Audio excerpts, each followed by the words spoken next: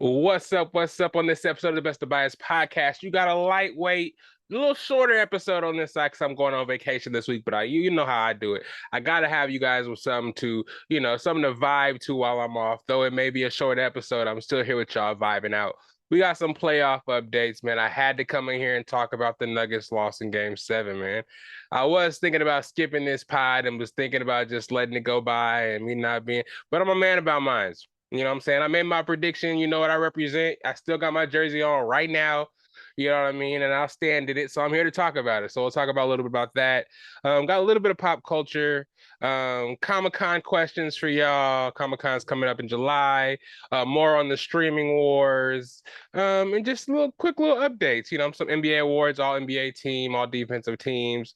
And then in Cinema Corner, we'll talk a little bit more about what's coming up and some more stuff about XMen 97, man. I've been talking a lot about XMen 97, and I've been telling you, if you haven't seen it, you need to go check it out because not only was it a great animated show, but it could have some strong implications for what's to come with the X-Men joining the MCU. I'm not gonna hold you, and a lot of the theories seem pretty spot on, especially with Deadpool and Wolverine coming in, exploring multiverses. You never know, but I'll get to that when we get to it. But no more long talking. It's the Best of Bias podcast. It is Friday. It's your boy Lydell Dinero, and where that theme song at? It's right here.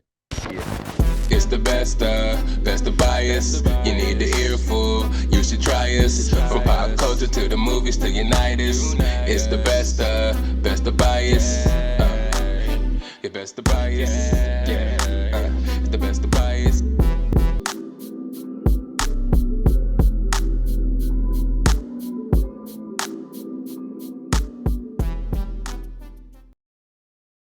What's up, everybody? It's your boy Lydell Dinero. You know who it is. You know what time it is. You know what day it is. So you know what we about to do. It's time for some Best of Bias podcast starring yours truly. If you're new to the pod, let me break it down for you. First of all, thank you for clicking on the pod because, of course, you could have been anywhere in the world. Bang, bang, bang. But you're right here with me. Bang, bang, bang. Welcome to the Best of Bias podcast where, usually podcasts have their niche topics that they talk about. They talk about a little something here, and they stick on that topic in every pod. Nah, we come out with something different. We call it the Best of Bias podcast because we have different perspectives. We have so many different interests that we couldn't just bring one to the table. We talking bias. Whatever you like, bring it to the table. We're probably going to be talking about it this week. I keep my nose in different areas of the world. So I keep trying to, bring stuff to the table, you know what I'm saying? So you never know what you're going to see on this pod. Your favorite topic, your favorite people might be talked about on the pod. Your favorite person might be on the pod. You never know. So, thank you for joining. I like to call the Best of Bias members my family members. We're trying to come up with a name for y'all as a group. You know what I'm saying? I'm still waiting for y'all to type me on the bottom, let me know what it should be. But it's coming soon, man. A lot of new things coming soon. If you guys didn't know, we've been rocking since 2019, you feel me? So it's 2024 now. So many improvements. If you guys seen the videos, seen the YouTube, seen the Instagram, seen the websites, you've seen the ups and downs, but the progress is nonstop, man. We're here. We're not gonna stop being here. We have so much in store for y'all. Thank y'all for bearing with us, the ups and the downs, man. Yeah, it's just been so much of a beautiful progress, beautiful process, I should say. Philadelphia tried to say trust the process. We ain't even got to say trust the process because we already know. Just right here with it, Best of Bias family. But yeah, on the docket today, just some updates, man. Usually we go through a lot of sports and pop culture, cinema corner, stuff like that are the usual topics. Have a lot of guests on too as well, people that are part of the Best of Bias, family that like to come and talk about stuff that's going on in the last couple of weeks of pop culture as well. But today it'll be just me. But we will be giving some updates of basketball, a little bit of WNBA talk. I went through the rundown in the beginning, so let's just get right into it, man. I'm sad today. I know the week has been passed. It's Friday now, so you guys have been probably waiting for my reaction. I didn't even post it on the Instagram page. You know what I'm saying? Last year, I don't want to say it got me a little spoiled and a little used to winning, but it's just a bummer, man, being at this part of the season. Semifinals.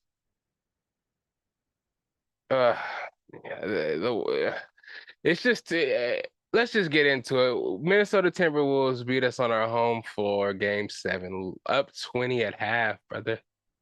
They came back and beat us on our floor after we won 3 games in a row, lost one in their place, got demolished by 45. So we thought we was gonna come into this game. Jokic was gonna put the team on his back and just muscle into a win, and then we basically should have done that. I just don't know what exactly was our downfall. I watched the game, I really did, but I just don't understand what I was seeing. This team was nothing like the team of last year. Maybe they're playing a little bit more motivation for me because of what my situation was last year. They was playing with heavy hearts, you feel me? Or something like that. But this year they didn't have it. They didn't have it at all. It just seemed like we struggled through a lot of the Lakers series. We beat them, it was a gentleman's sweep, but every game seemed super forced. We never came out good. We never were able to take a lead. We had to come back from of deficits from the Lakers. Jamal Murray he did definitely have to hit 2 buzzer beaters in that series to win games. He wasn't 100% as far as playing wise or health wise the whole playoffs, and it showed. Michael Porter Jr. played like a god in the Lakers series, and then the Minnesota series he completely disappeared. Aaron Gordon disappeared. We didn't utilize a backup big at all. I know Jokic is fantastic and all, but the fact that we don't even give DeAndre Jordan a chance, we don't give Zeke Naji a chance. We're using Peyton Watson all season during the regular season, but I understand in playoffs rotations shorten and things like that.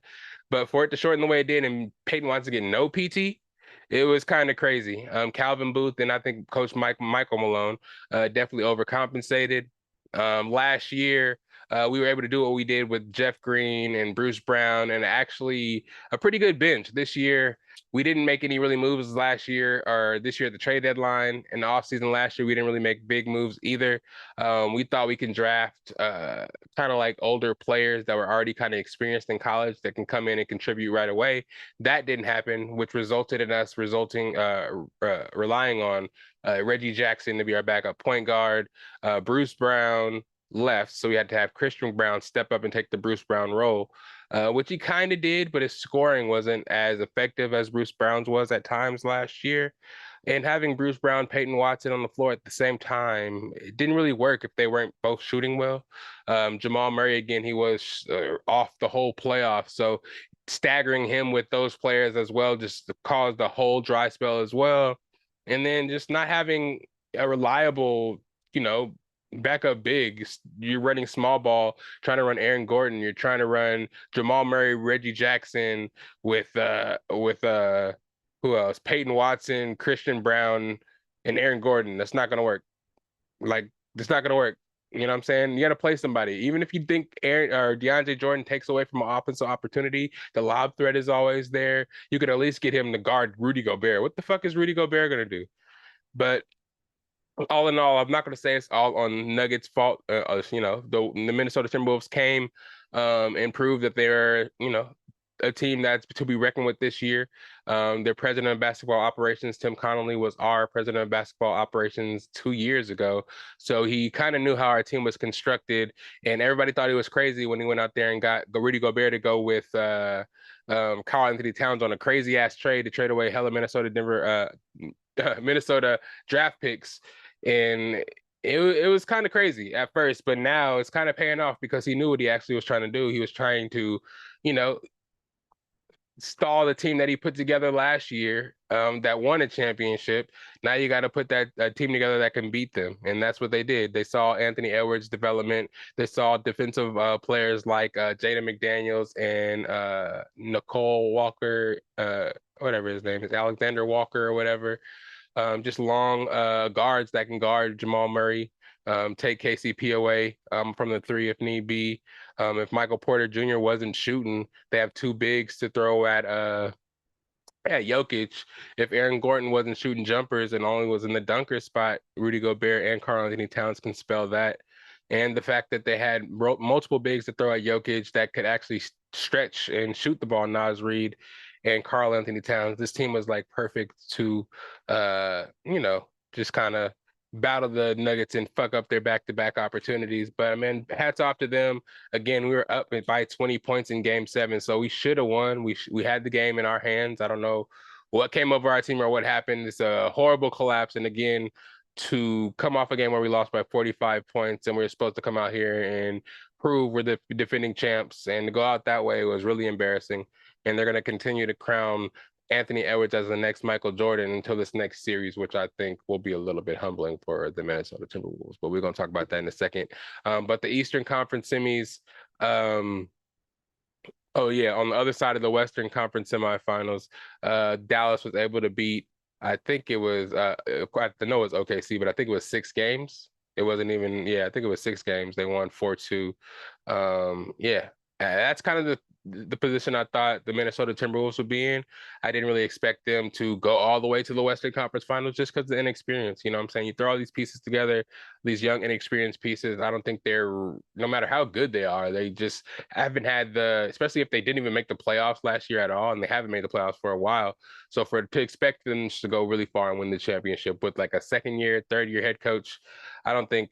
Yeah, they have to take those lumps, and I think that's what's going to happen to Minnesota. But I'll get there again in a second. But yeah, Dallas, Kyrie, and Luka Doncic. Like last year, everybody was talking about the trade to Dallas for Kyrie, saying that it wouldn't work. They're too ball dominant. They're not going to be able to do anything. There was no defense on the team. Nobody on the team could play defense or stop anybody. So unless they were scoring 1,000,000 points, they wouldn't be able to beat nobody. And then coming into this year, you know what I'm saying? Well, the fact that they actually were in the Western Conference Finals against the Warriors 2 years ago, and from last year when they got Kyrie not to make the playoffs, and then this year from the just make this trades at the trade deadline that they did to get Gafford, to get PJ Washington, and then for Derek Jones to be playing the way he's playing now, shooting well, dunking on everybody, having Lively, having that third big to rotate and spell either Gafford or PJ Washington, even though Lively I think starts over Gafford. Either way, they can rotate those bigs out for Karl-Anthony Towns and Rudy Gobert. In the case that they were playing OKC, I think Chet was a little too small for all three of those bigs. And you know, and the fact that, you know, Shai was good. Jalen Williams is young and upcoming, but I think Luka and Kyrie is too much offense there. And then you have Giddey and Lugens Dort. Lugens Dort is a defender, but he is out there fouling out every game. And you have offensive players that can do what they can do, like Kyrie and Luka. And you have Tim Hardaway Jr. actually healthy now for shooting. It's just the team is really well rounded. I think now, out of all the teams that are left in the Western Conference Finals, I think the Mavericks are built, especially they were built to beat OKC.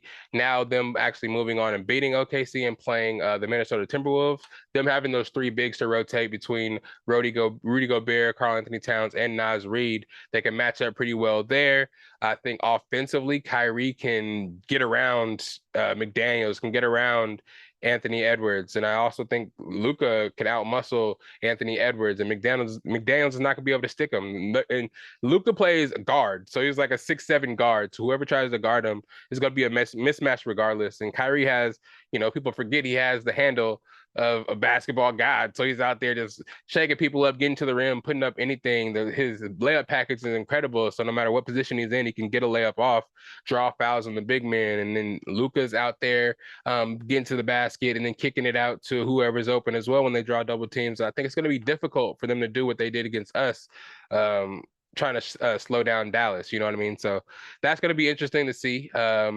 But actually we saw game one happen, and we saw Kyrie get 30. I think Luka had like 33, almost a triple double. Yeah, they were able to get to their spots and do whatever they wanted to, though Minnesota did play a game 7 2 days ago. We're going to see how the series goes, but to lose game one on your home floor, especially when you have home court advantage, it's kind of bad. Now you're behind the 8 ball, and now I think game two is a must win for them, because even though they lost 2 games at home last series, yeah, I don't know, man. It's gonna be a real test. We're gonna see what happens. But on the East side, of course, the Celtics ended up beating, who were they playing again? The Cavaliers, and then they played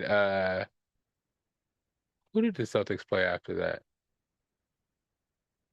Think it was the Cavaliers, and they swept them, so they were waiting for a long time.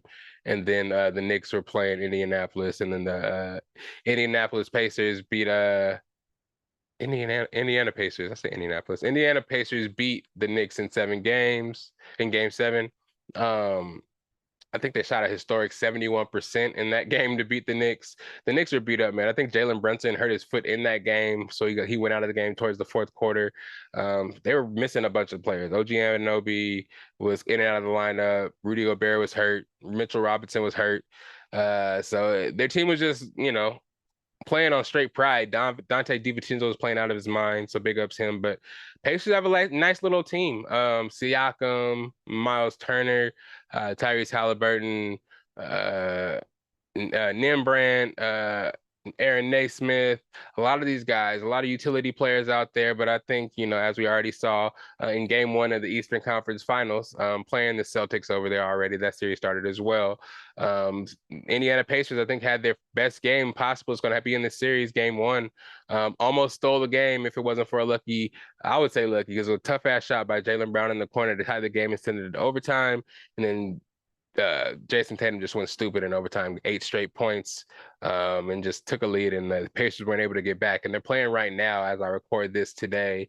So, and I think they're up big on the Pacers, and I think Halliburton got hurt. So the Pacers, I think, are just going to walk, like everybody said, walk to the finals and see whoever awaits them from the Western Conference. But the Western Conference Finals is going to probably be a dogfight. Game 2 is today. If you're watching this Friday or listen to this on Friday, yeah, that game is going to be today, and that series is going to be good too. So either Luka or Kyrie is going to win a ring, or you're going to have the Minnesota Timberwolves, which I hope doesn't really happen. Or you're going to have Celtics winning their 18th ring, but the first ring for Jason Tatum, Jaylen Brown and company, Derek White, Peyton Pritchard, shout out Peyton, Oregon's finest, you feel me? But man, I am sad about the Nuggets being out. It is disheartening. I thought we were raising another banner. People were talking dynasty. The Lakers fans, Minnesota's fans have united to talk the most shit in the world in our community. Some deserved, because the Nuggets fans, not me, because I'm humble. I'm a humble guy. But I don't know about these other fans, man, going around talking about who's your daddy and shit, talking shit about LeBron James, about for us sweeping them last year and then this year, gentleman sweep. But you know what I mean? A lot of those fans that have that hatred for us just because we went out there and played some basketball, now they're talking shit and just became Minnesota Timberwolves fans, or the Timberwolves just became a public enemy #1 as well. You know what I'm saying? If it's not the Suns fans, it's Minnesota, it's the Lakers fans. Why can't we all get along? Why can't we all get along, man?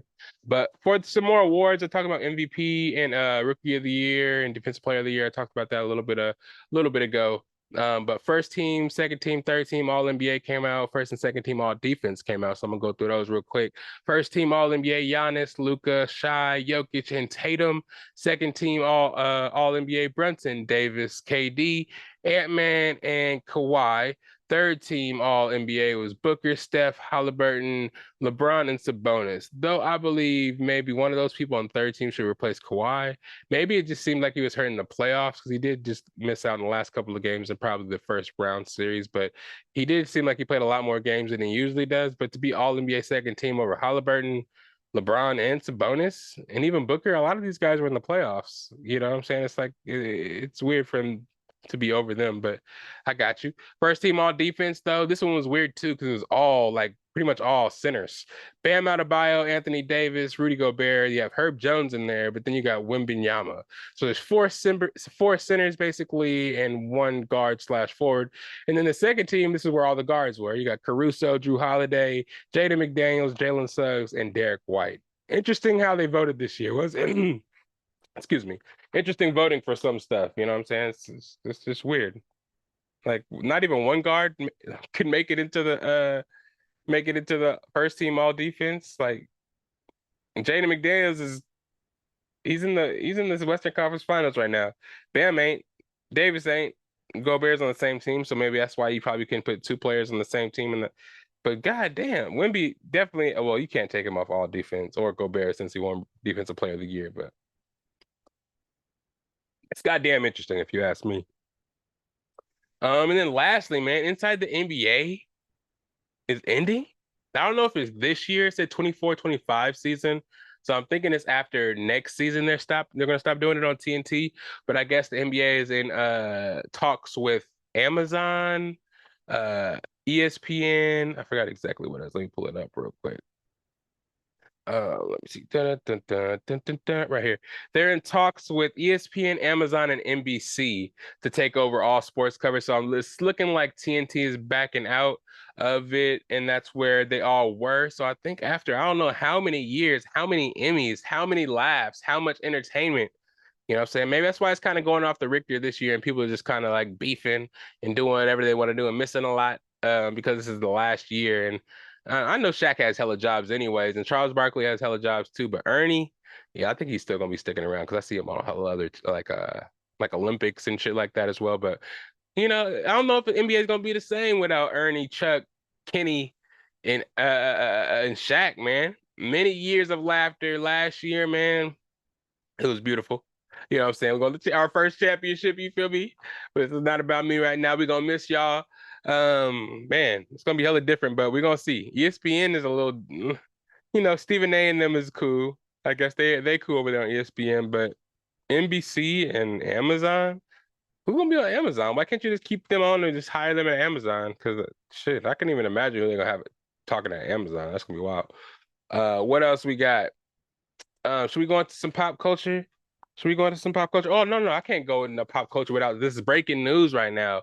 NCAA just got into agreement with all Power 5 schools. It's a $2.1 billion agreement to now be able to officially start paying student athletes. See, me personally, I don't know if this is going to fight NIL or this is just going to add on to NIL stuff, but this is really cool. I'm hoping that they pay the athletes a fair wage. I hope they're not just going to be like throwing money around like, oh, let's give them $10,000 each or something stupid like that. No, how much money this player's likeness and how much like notoriety, how much money this player is bringing to the program, you should get paid as such. Because I know these 5-star people that be coming from Florida to go to school up fucking in the bumfuck nowhere, excuse my language though, but all the way up there and like say somewhere in Michigan, not saying that's out of nowhere, it's just like out of place for him. You know what I'm saying? Or her, excuse me. You should be able to pay that player a lot of money to come because that person's face and likeness, especially now with the addition of social media and the way that players self-promote themselves.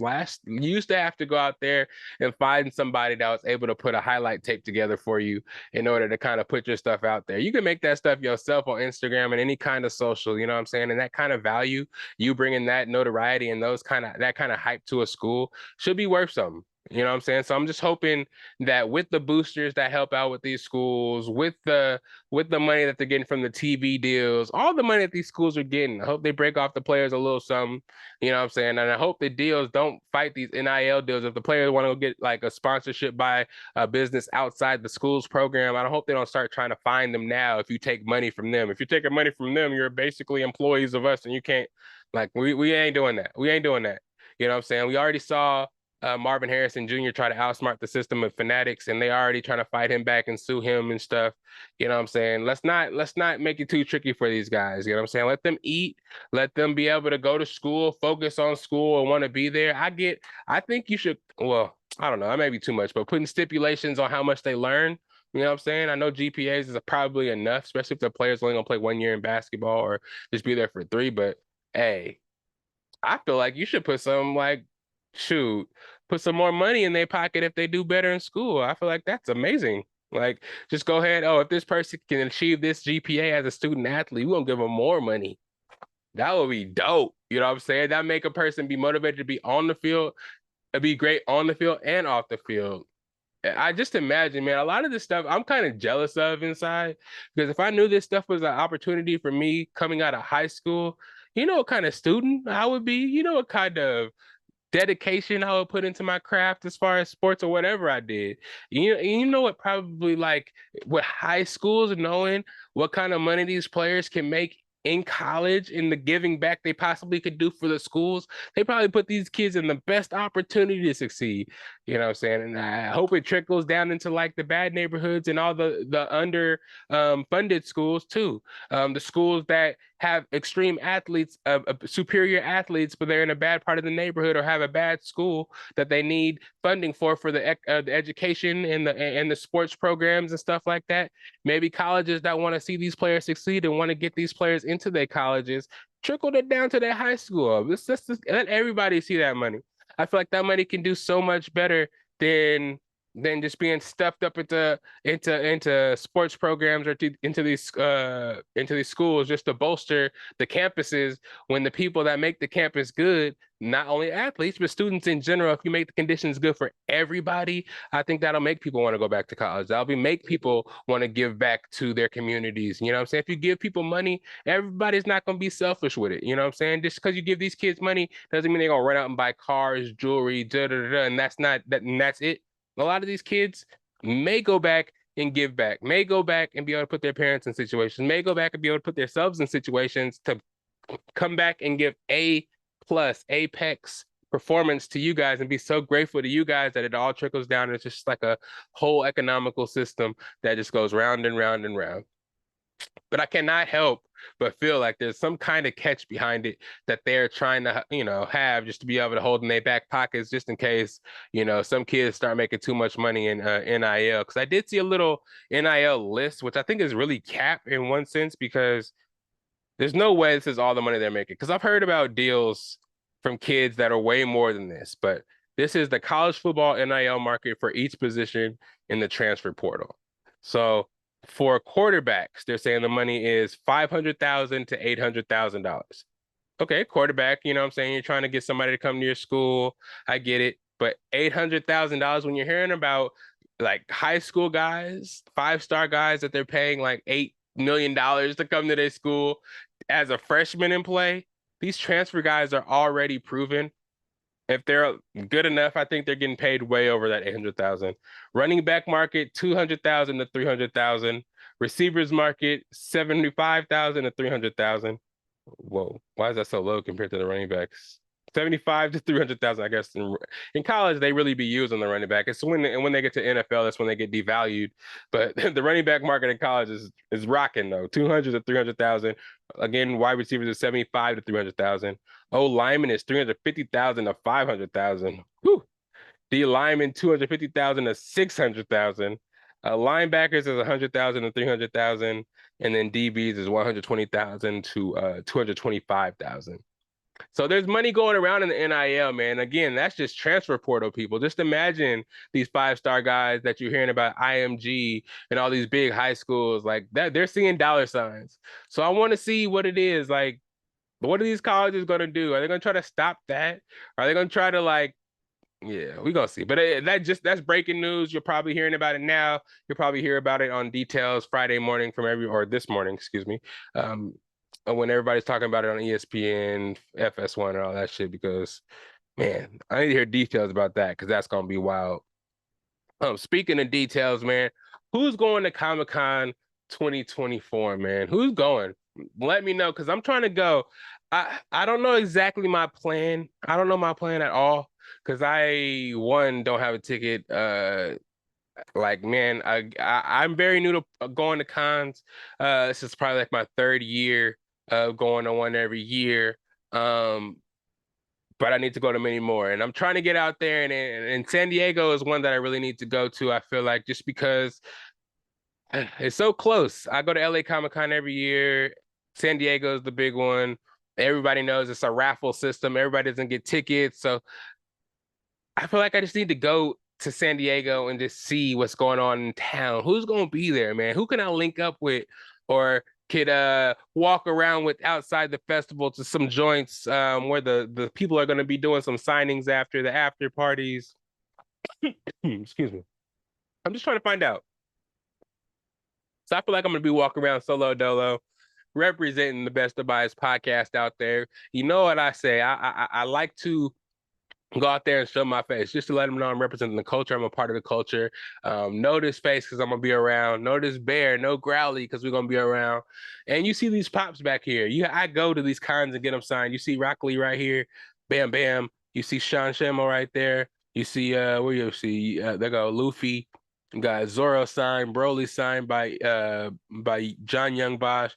Like, I go to these cons, I stand in line, I wait for these guys, to talk to these voice actors, I talk to these comic book people, man. I go and get stuff signed, man. I real life do this. So I'm really on whatnot heavy. But I just want to go and just show my presence, man. Maybe interview some people outside of Comic-Con. Go out there probably Friday, hang out Friday evening, Friday, Saturday, and just see what's up. Just come back home, just kind of report on it to y'all. You know what I'm saying? Something light, kind of dabble around, maybe buy a ticket off of somebody for a day, get crazy. Who knows? Who really knows? I possibly could do that. You know what I'm saying? To be up front for some reveals, some stuff. So I think that's what I'm gonna do, bro. I think I'm gonna go out there. Y'all talked me into it. Thank y'all, man. Yeah. Who's coming with me, man? Nah, for real though. Let's do it. Let's do it. I want to see what the culture is about. I want to eat some of the food trucks. I want to be out there in sunny San Diego. I want to see the cosplay. I want to see if it's anything. I already know it's probably on a bigger level than LA Comic Con, but you got to show me because I've been there. I've done that. You know what I'm saying? Let me see what's going on. I can't believe I'm missing Galaxy Con. That's gonna be in San Jose. If y'all gonna be there, let me know.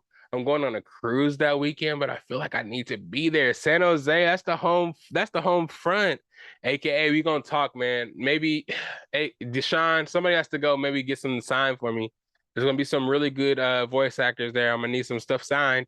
But yeah, that's enough of that. But streaming wars continue. You guys know I like to talk a lot about these streaming wars and a lot of these companies that because we saw during COVID, all these companies broke off.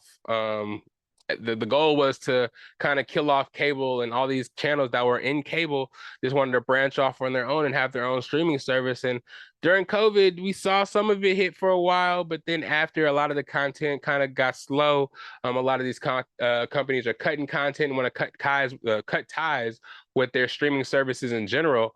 But instead of that, we're seeing a lot of these companies combine together to give you like one super app that you can go to. I think ESPN, FS1, and Disney, I think, all in Hulu or something like that, went into one package. And now we're seeing this new announcement that Apple TV Plus, Peacock, and Netflix are all combining to make their own bundle, man.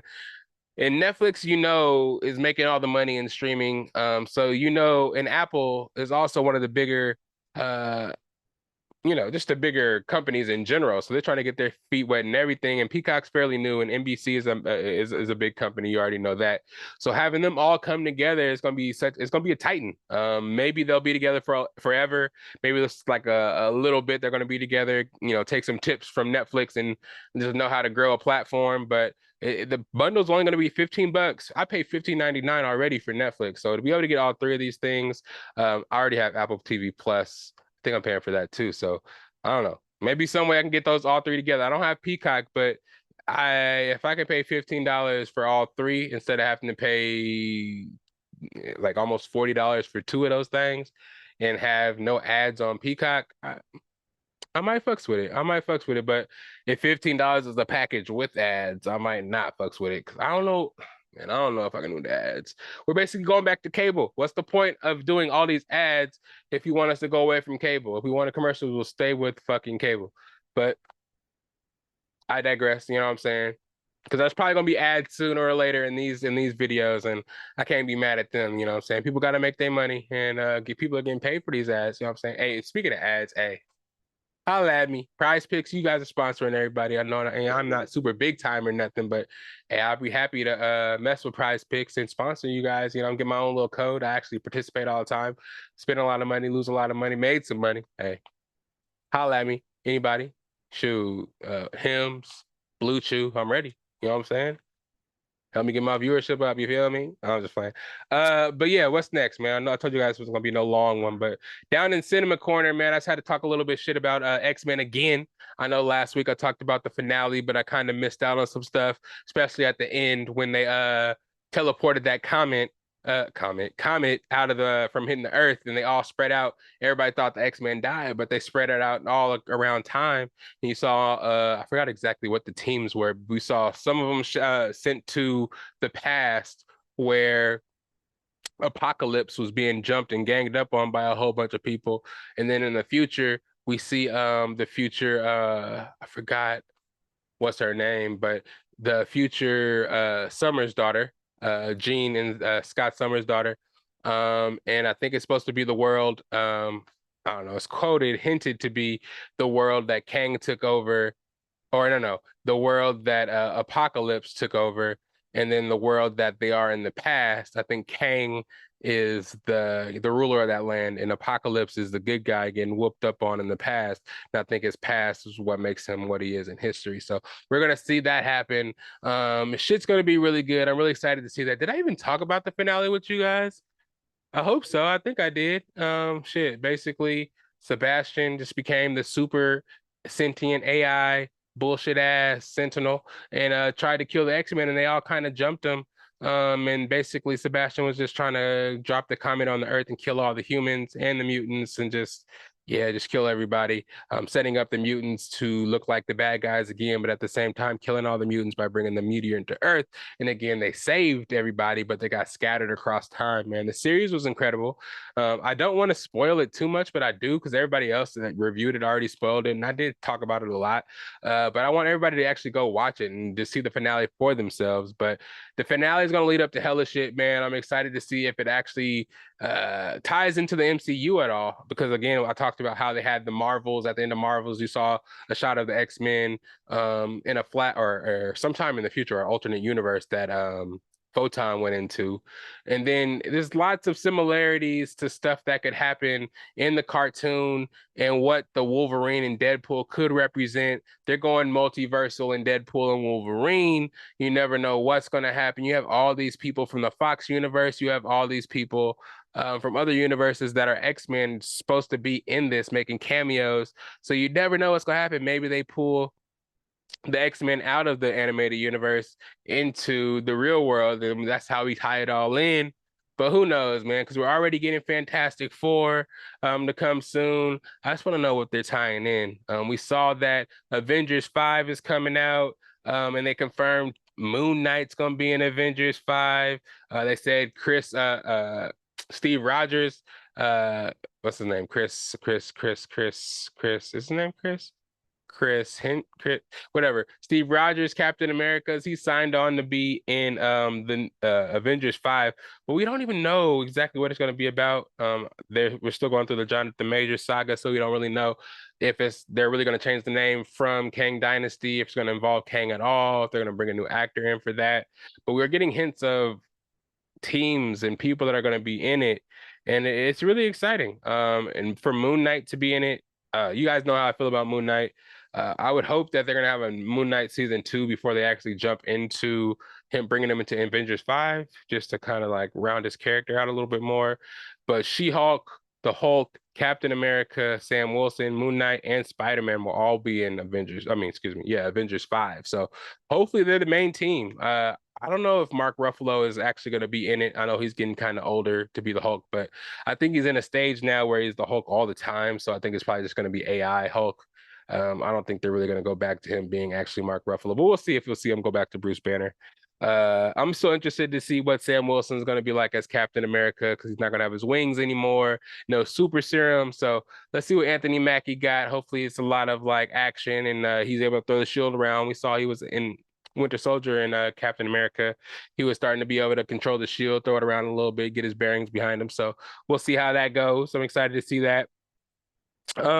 But also, speaking of X-Men, I wanted to talk a little bit about the episode scores, just to give you guys a little bit more hype, and for people to go watch it and believe this shit's actually pretty raw. So these are ratings, the rating scores for each episode. I don't know if it's Rotten Tomatoes or IGN, but this is how it goes. Episode 1 was a 9 score. Episode 2, 9 score. Episode 3 was an 8. Episode 4 was a 7. I think that was like the Storm episode where she lost her powers and she was kind of trying to figure herself out, her and Forge. Those got kind of slow. And number 17, number 7, I think that was, number 5 was a 9. Episode 5 was amazing. The Genosha episode, what happened in Gambit, like all that shit. People were just speechless after that episode. That was my favorite episode of the series. But episode 7, I think that was the episode with Sunspot and Jubilee. It got kind of boring again, kind of filler episode-y. It's kind of weird, but I still like it was still good nonetheless. The what they dealt with, the content matter, the animation was still amazing. Episode 7 was an 8. Episode 8 got an 8. Well, even though episode 8 was part one of the three-part finale, but episode 9 got a 9 and episode 10 got a 9. Just what happened to episode 9, when you saw all the adamantium get pulled out of Wolverine's body, you thought he was dead. When you see Wolverine stab Magneto, when you see him just go into his mind and make him catatonic for a while, that's just kind of wild. It's just shocking. And then episode 10 to see how the finale happened, to see what they were dealing with, to see Magneto and Xavier go through their trauma, to see how they first met and they exposed their powers to each other. It was really good. It was a great episode, man. Bo DeMeo did his thing. I think they're giving him reins to do the X-Men movie, I believe. But I think he's not going to be in charge of season 2 of X-Men 97, though. I think they're going to use different people to do a lot of the episodes for that. But I think he does get the reins, and I think it was a really good series, and he did his thing in it. Just the content matter, just a lot of the characters. Morph, man, it's funny because Morph is a classic character in X-Men, even though he doesn't really necessarily have his own power. One of my favorite powers as a kid was like, oh, if I had a power, I'll just have the power to change into other people and use their powers because it's infinity. You can use anybody's powers, and excuse me. Yeah, Morph, excuse me. Morph is able to just turn into anybody throughout the series. He was just fucking turning into everybody and using their powers. The Hulk, Mr. Fantastic, like, but although, like, if you can change into people and use their powers, maybe not to the extent of that person, because he turned into, you could have just turned to Magneto and turned on the voltage and the electromagnetic pulses for the world without actually needing Magneto to go catatonic and for Xavier to force him to use his powers or Morph can just turn into Magneto and just use his power. But maybe there's an extent to where he can use his powers. Maybe he gets weak if he uses too much of the powers at the one time. So he didn't think about it. But Bo DeMeo also said that when Wolverine was in that healing chamber trying to heal from getting his adamantium took out of his body, that Morph was professing his love to Wolverine by turning into Jean. Weird. Maybe he was joking, but I just kind of felt like he was turning into Jean to help Wolverine not die. But, you know, you never know. Wolverine could be into that. Non-binary Morph can turn into anybody, be anybody. Hey, I don't know. Maybe Wolverine's into that. He can't have Jean, but he can have somebody that turns into Jean.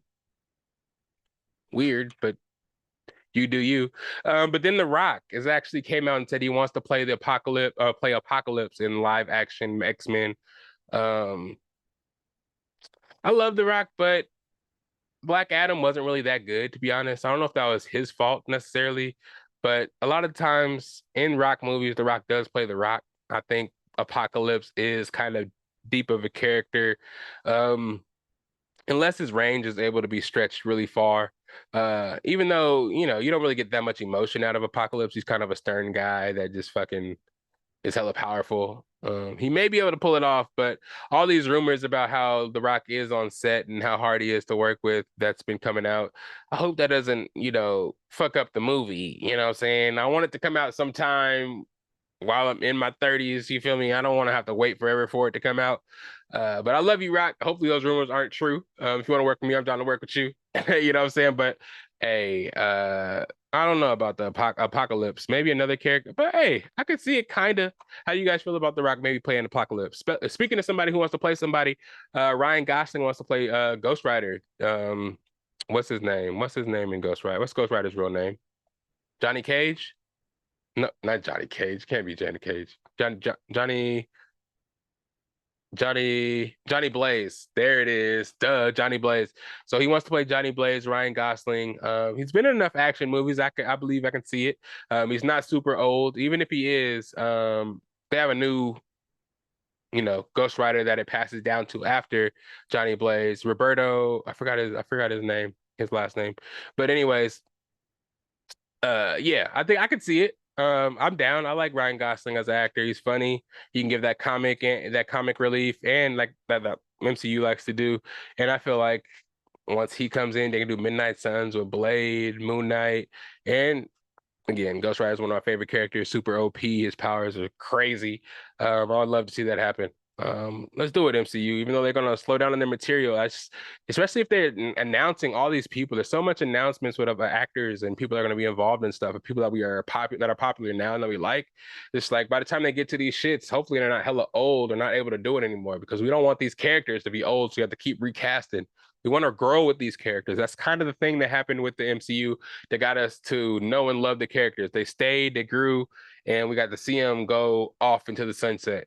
But now you're just throwing old ass people, well known actors we know, just so you can get people in seats, and then they're just fucking aging out of the role, or you're throwing the role away after 2 or 3 years of the character just because the people know the character as this famous ass guy now and don't want him recast. Like, we got to figure something out. What else I got for y'all? Well, I gotta check about flight soon now. Let me see. What y'all doing for Memorial Day? Y'all barbecuing? Where the barbecue at? Y'all doing some fireworks? Where the fireworks at? Do people do fireworks on Memorial Day? Because we got Memorial Day, we got the 4th of July, and Labor Day. Do we do fireworks at all of them? I don't know. But I do want to go to Disneyland. Do people go to Disneyland on Labor Day? I'm asking so many questions. Let me see what else I got. What else I got for y'all? Um, Washington Mystics, WNBA is going all out right now. Caitlin Clark's bringing all the eyes. There's a lot of drama going on with Caitlin Clark right now. And sometimes I can feel like I'm a problem when I'm going back to sports. Sorry, before I get you out of here. I feel like I'm a problem too. Caitlin Clark does get a lot of hassle, and a lot of hate. But Angel Reese does too, and it's become a real big race thing. I feel like, but I feel like if you give your opinion on Caitlin Clark, you're either hating or you're it's becoming a Drake Kendrick Lamar situation to me. It's crazy because I do think in college she had a I'm the shit attitude and kind of did whatever she wanted and kind of got away with it. And but I do think she's good. I think she deserves all the credit because she's an incredible basketball player. Again, I could do without some of the antics, but some people like it and say that's what makes her her and that's what they love about her. And I get it. Just me personally, I could go without it, but you know what I'm saying? Tomato, tomato, you feel me? But all in all, as she got into the WNBA, she's beginning a rude awakening. They're like 0-4. She's had bad shooting days. She, people are going at her hard, playing a little extra motivated every time. And people are saying like just because she's Caitlin Clark, they're hard on her, and they should be grateful because they're bringing a bunch of eyes to the sport. And there's the other side that's just saying like you're just hating on Caitlin Clark right now because you just don't like her as a person and she's new and da, da, da, da. It's just kind of interesting. It's like no matter what way you slice it, I feel like there's a lot of negativity towards Caitlin Clark, which I wish that wasn't there. There's been other phenoms that have come out of the WNBA or out of college basketball, but I guess they haven't been putting up numbers like Caitlin Clark did because I don't know why all this hype is just happening now. There's great players in the WNBA that came out of college, obviously. How come they're not getting this kind of hype? You know what I'm saying? They're good now, if not better coming out of college. But I guess the numbers and the way it's happening and the social media, the way it is now, and it just kind of blew her up to a level where anything she does is being highly criticized and she's been labeled as the one. Deservedly so. I'm not saying that she deserves to be the one, but she's great enough to be heralded as one of these players that can be a game changing for sure. But I feel like just being the one just puts a lot of pressure on your back, puts a target on your back, and a lot of pressure, which I think kind of results in her playing a little bit bad. And for her to bring the same antics that she's bringing over from college, just kind of put together a package that's not really a good look. They got highlights of her not warming up with the crowd or warming up with their team, and not paying attention to what's going on when they're getting pregame hyped. But some people will say the team is not in a winning place, so they shouldn't be celebrating or getting hyped or dancing at all. But it's like, damn, it's tough. It's just tough. It's a lot of scrutiny. And then, for the eyes to be now just getting on the W and it's be at its apex and all the eyes and everything shifting for the WNBA. For crying out loud, the Mystics are having brunch and bottomless mimosas with the purchase of tickets to their games now. It's a turn up. The WNBA is a turn up now. So with all these eyes and with all this added extra excitement about it, the adding of this drama and negativity is just taken away from it. And a lot of the NBA pundits, WNBA pundits, and a lot of the WNBA players are like, damn, it's not about us hating Caitlin Clark. It's not about us showing Caitlin Clark what the league is about. It's showing everybody that we exist too. It's not sweet here. You know what I'm saying? Just because she's good in college doesn't mean she's gonna come here and just be given the opportunity. Well, she's given every opportunity to be number one, but it's not going to be handed to her over silver platter.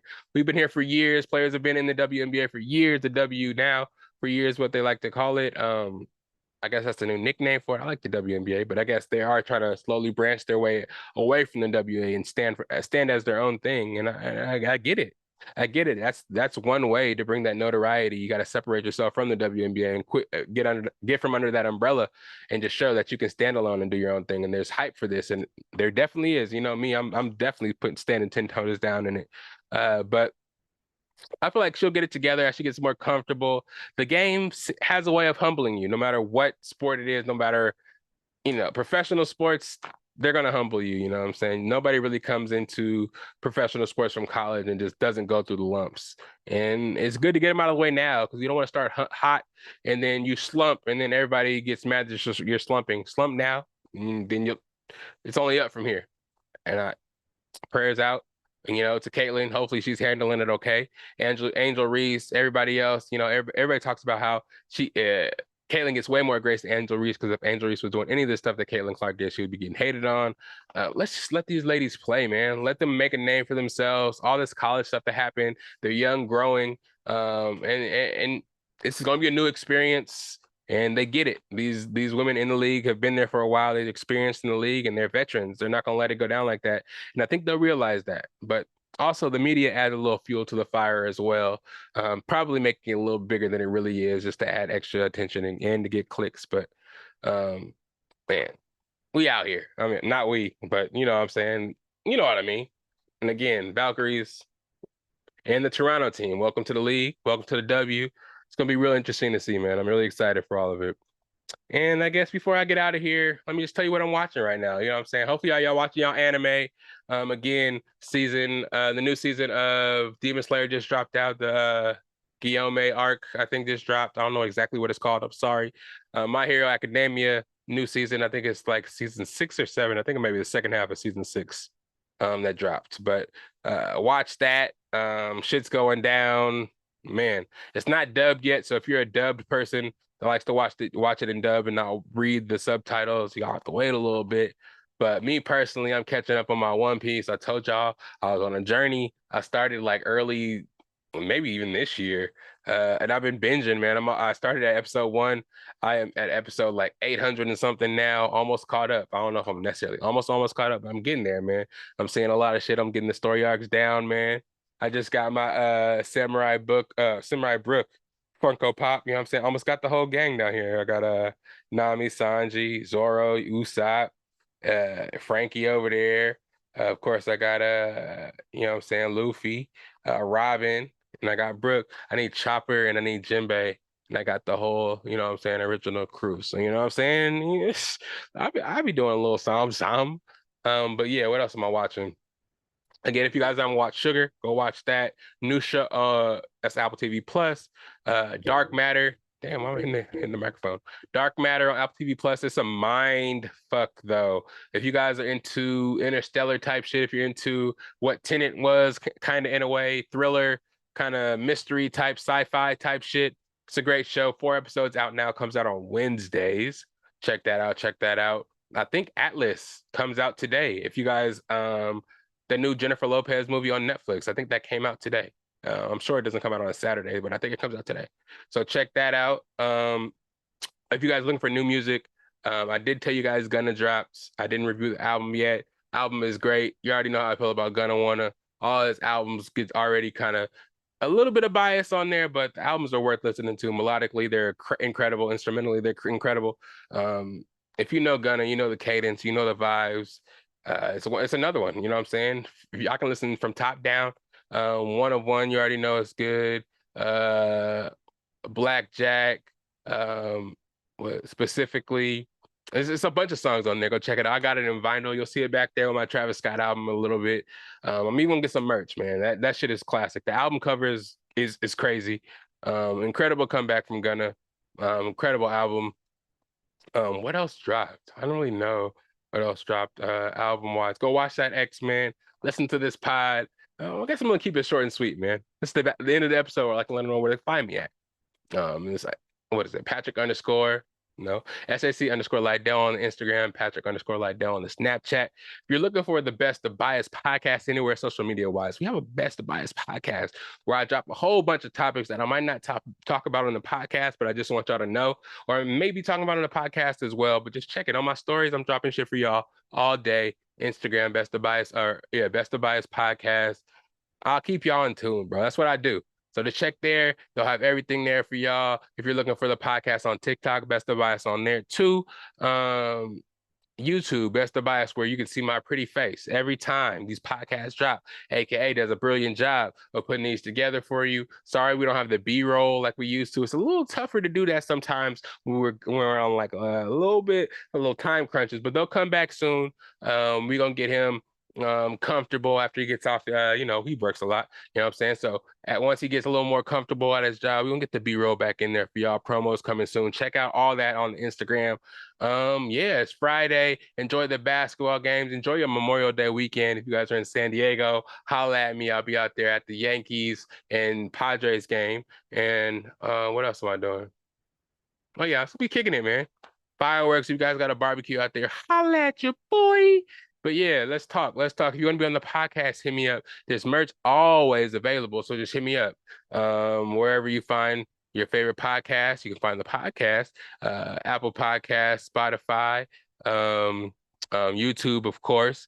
And of course, hit me up, Instagram, YouTube. Hit me up, text message me. You know what I'm saying? If you know me, you know how to get in contact with me. All the merch is available. You want to be on the podcast, hit me up for that as well. I know I got a whole bunch of talented friends and family out there. So if you want to be on there to talk about anything, Survivor finale just came out. You want to talk about that? The challenge is on MTV, or not MTV, on CBS, Paramount Plus. Cam and Leroy doing their thing. Shout out Nelson too. Saw he just got his prosthetic leg, is out there doing big things. Congratulations, prayers out to you, brother. Walking again, keeping me motivated, man, because that is beautiful to see, man. Anybody else be down and out, depressed, but this man's back on his feet, moving around like he got a foot. You know what I'm saying? Shout out Nelson, man.